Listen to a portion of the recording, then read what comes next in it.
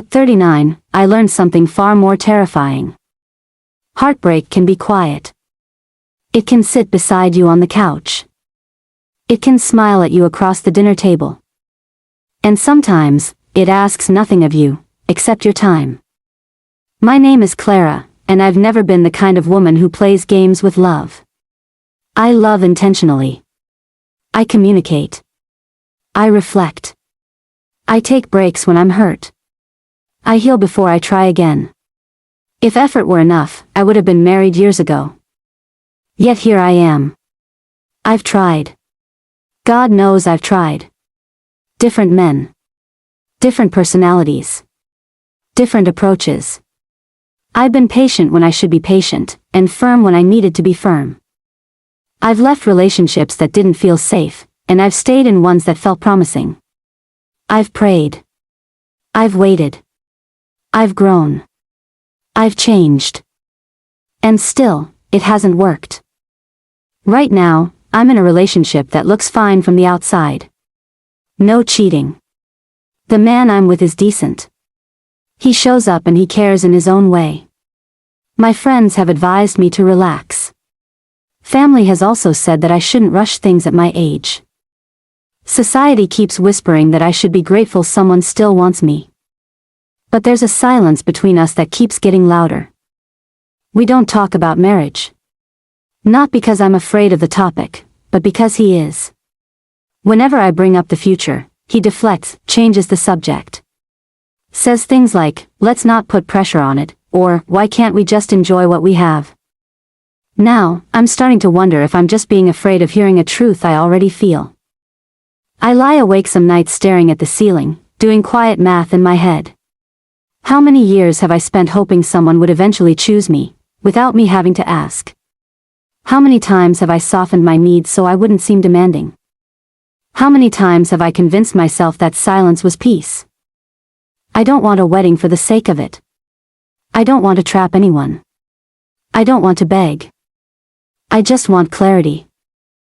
I just want to know I'm building towards something, before time makes the decision for me. The hardest part isn't being single. It's being in a relationship that feels like a waiting room. Sometimes I catch myself asking a question I've never said out loud until now. What if I'm not doing anything wrong, but I'm still in the wrong place? That thought scares me more than loneliness.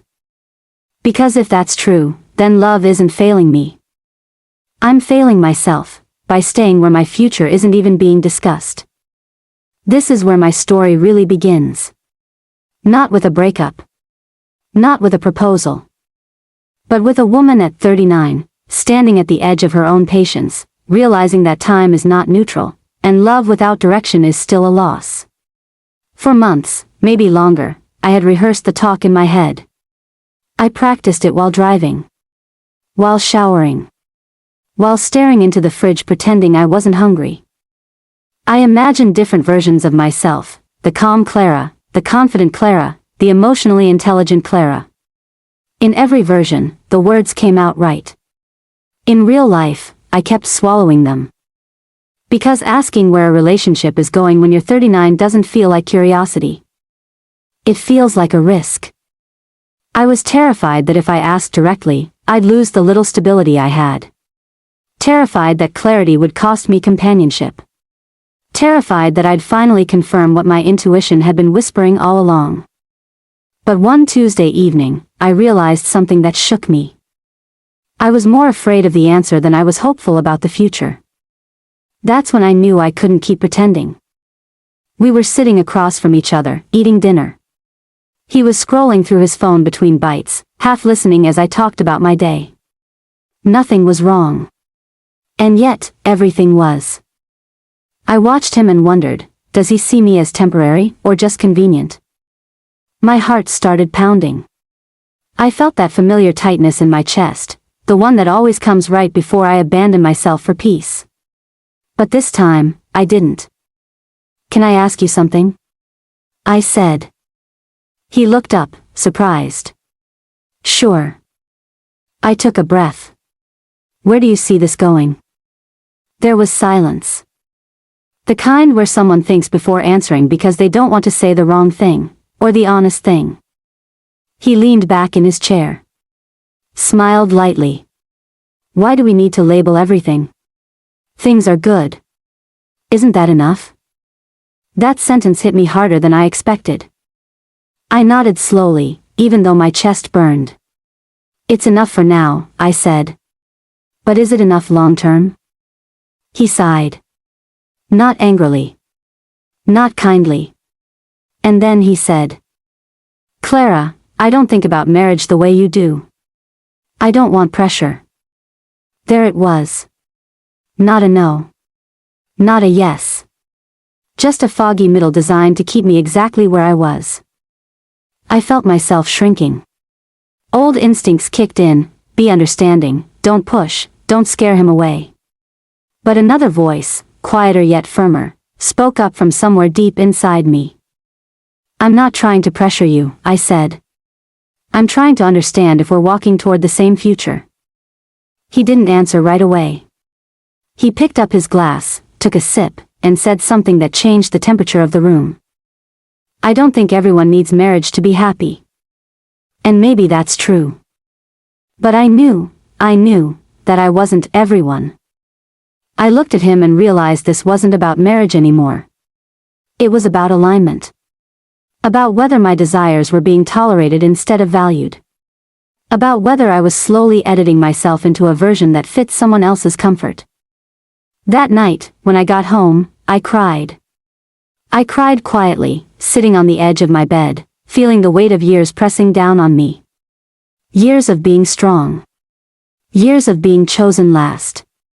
Years of telling myself, maybe next time. I asked myself a question I had never dared to ask before. What if the reason love hasn't worked isn't because I'm unlucky, but because I keep staying where my needs are negotiable? That thought didn't give me peace. It gave me courage. Because for the first time, I understood something clearly. Wanting commitment at 39 is not desperation. It's self-respect.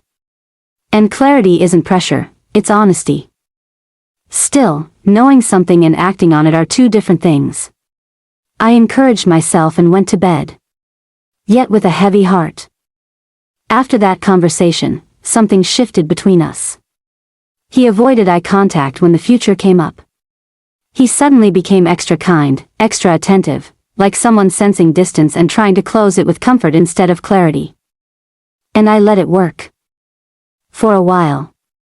But late at night, when the world went quiet and I had no one to perform calmness for, the truth sat beside me on the bed. I was afraid of starting over at 39. So I did what many women do when their heart is tired, I asked for advice. Not from the internet. Not from people who post quotes and disappear. I went to someone who knew me before my disappointments. Her name is Margaret. She is older, sharp-minded, and deeply honest. The kind of woman who doesn't soften the truth to protect your feelings, but protects your future instead. We met for coffee on a quiet Saturday morning. She studied my face for a long moment before I even spoke. You look like someone negotiating with herself, she said. That was it. That was the crack. I told her everything. The relationship. The conversation. The silence that followed. The fear. The waiting. The years that felt like they were slipping through my fingers no matter how carefully I tried to hold them. When I finished, she didn't rush to respond. She stirred her coffee slowly, then looked at me and said something that felt almost cruel in its simplicity. Clara, why are you auditioning for a role you already deserve? I blinked. What do you mean? She leaned forward. You're behaving like commitment is a prize someone gives you if you're patient enough. It's not. It's a shared decision. And right now, you're the only one deciding. She continued, a man who wants to build a future doesn't dodge the conversation. He doesn't need perfect timing.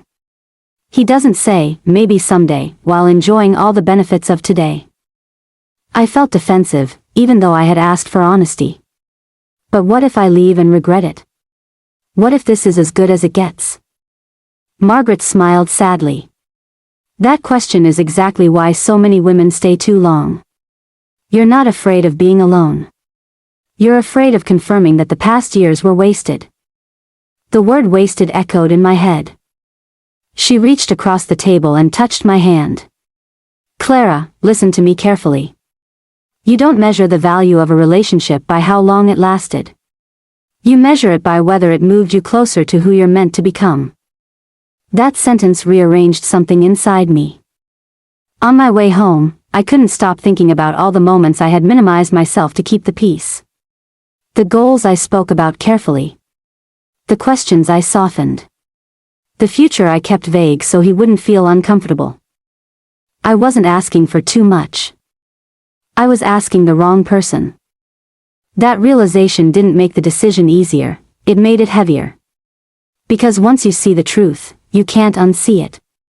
And pretending after clarity feels like betrayal, not of the relationship, but of yourself. That night, I lay in bed staring at the ceiling again, replaying our last conversation. His words. My silence. The space between us that I had been filling with hope. And then I asked myself a question that terrified me more than being alone. If nothing changes, can I still choose this life 5 years from now? The answer came immediately. No. But knowing you should leave and having the courage to leave are two different battles. 3 days later, which was a Tuesday, we met in the evening. I was sitting across from him at dinner, watching him talk about his day with enthusiasm, laughing, relaxed. And sincerely, for the first time, I wasn't listening to what he was saying. I was listening to what he never said. No, we. No, next year. No future that included me. And suddenly, I felt very tired. Just tired, of waiting, hoping, and shrinking my questions to fit his comfort. In that moment, I realized that I had been emotionally preparing myself for disappointment. I didn't plan my next conversation nor did I rehearse it like I used to do. When he paused to sip his drink, I spoke. I need to ask you something, and I need a real answer. He looked up, surprised. Okay. I'm not asking for a ring tomorrow. I'm asking if marriage is something you see with me. He leaned back, sighed, and rubbed his face and said, Clara. I have told you before, I care about you. But I don't want to feel pressured. I'm not there. I nodded slowly. But this time, I was calm. I understand, I said. And I meant it. But then I added, what I don't understand is why you're comfortable staying in a relationship that's going nowhere, while I'm the one paying the emotional price. He didn't answer. I think, I continued gently, that we want different things. And pretending otherwise is hurting us both. His face changed. So, what are you saying? I took a breath. I'm saying I'm done waiting. Ending it wasn't dramatic. There were no raised voices. Just disbelief, sadness, and a quiet acceptance that this chapter had reached its final page. When I walked out that night, my hands were shaking. Because I knew it was irreversible. The days after were hard. Harder than I expected. Mornings were the worst. I'd wake up and instinctively reach for my phone, then remember there was no one to text. I questioned myself constantly. What if I overreacted? What if I gave up too soon? But every time doubt crept in, I returned to one truth. Love shouldn't require you to silence your future. As weeks passed, I felt lighter. I started sleeping better. Thinking clearer. I noticed how much energy I had been pouring into holding something together that wasn't moving forward. I am not afraid anymore. Not of being single. Not of my age. Not of starting over. For the first time in years, I wasn't asking, what's wrong with me? I am asking, what do I want my life to look like? I started saying no faster. Speaking honestly. Valuing peace over potential. I stopped romanticizing struggle and started respecting alignment.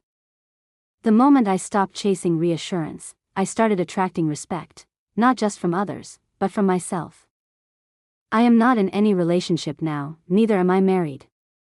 And that does not also mean that I do not feel alone at times, but I have learned that being chosen starts with choosing yourself. That staying in the wrong relationship doesn't protect you from loneliness, it delays your freedom. And that age doesn't steal your worth, silence does. If you're watching this and you're in a relationship where your future is always later, always maybe, always not now, listen to me. Love is not confusion. Love is not avoidance. Love does not require you to beg for a place in tomorrow. I'm Clara. I'm 39 years old. And I finally chose myself. If this story spoke to you, tell me in the comments, have you ever stayed too long because you were afraid to start again? If you want more real-life stories that tell the truth most people are afraid to say, subscribe. Hit the notification button and stay tuned.